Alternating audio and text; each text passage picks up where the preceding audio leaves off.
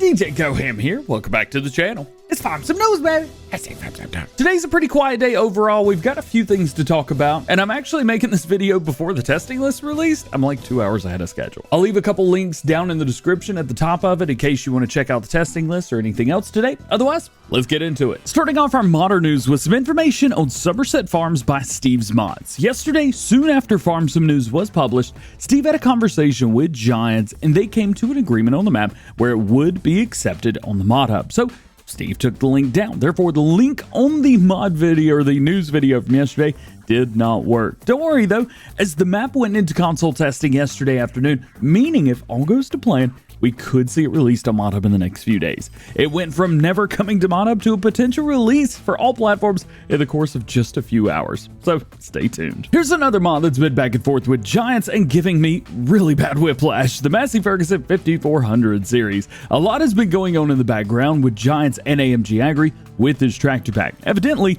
it's been in testing for the past week, but we haven't even seen it on the list. Well, finally failed testing yesterday. The first version of this mod was submitted way back when we were on mod description version 64, and now we're on 66. It updates every time the game updates, which means that's one more thing that's going to need to be changed. AMG Agri is also using some XML code that is rarely seen in other mods, and the testing tool doesn't like it, even though it seems that everything's working just fine. There is also a few other things as well that need to be fixed. However, he says the Giants ModHub team has actually been helping a lot to get some of the false negatives removed, but he's still got to go through the entire testing process over again.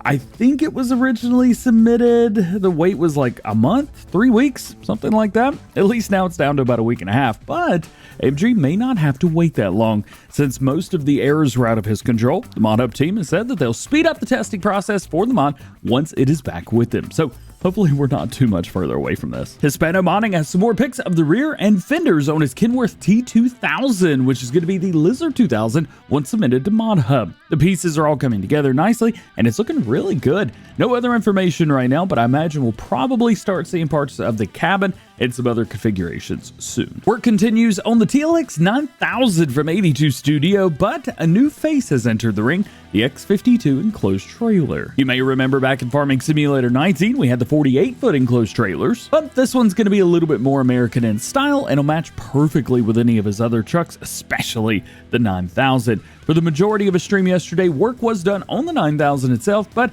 at the beginning and at the end, we did get to see some work on the X52 enclosed trailer, so check that out if you missed it. I'll leave a link below. Agritono shows off their John Deere 6J 4-cylinder tractor, hopefully one last time before its release. It's been in and out of testing with Giants over the past month or so, and in their post they say, now it is time for the 6J. So keep an eye on the mod hub today and tomorrow. We may see it. And lastly, today we get a closer look at the tracks being used on the 7150 Case IH axle flow from Hulse FS.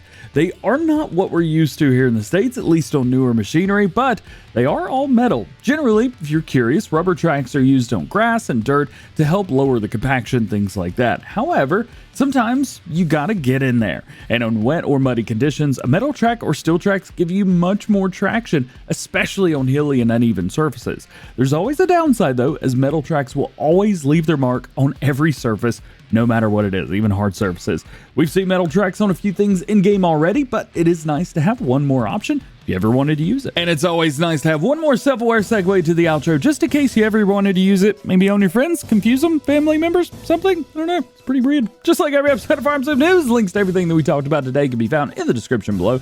No release dates for mods, and myself nor anyone else knows when any mod's going to be released. And if I didn't talk about something you want to know about, that simply means that there's no new information at the time of recording, at the time of the video, doing the thing with the stuff. So, outro, something here. Yeah, I don't know. Should we move on? You guys know how this goes. Let's move on. Well, guys, that is going to be it for today. Hope you enjoyed the video. If you did, drop a like on it. Get subscribed to the channel if you're new. Join the DjGoHam fam. Make sure your notification bells are on as well. That way, you never miss daily Farming Simulator videos here on the channel. All being said, hope you have a great day. We will see you later. Peace.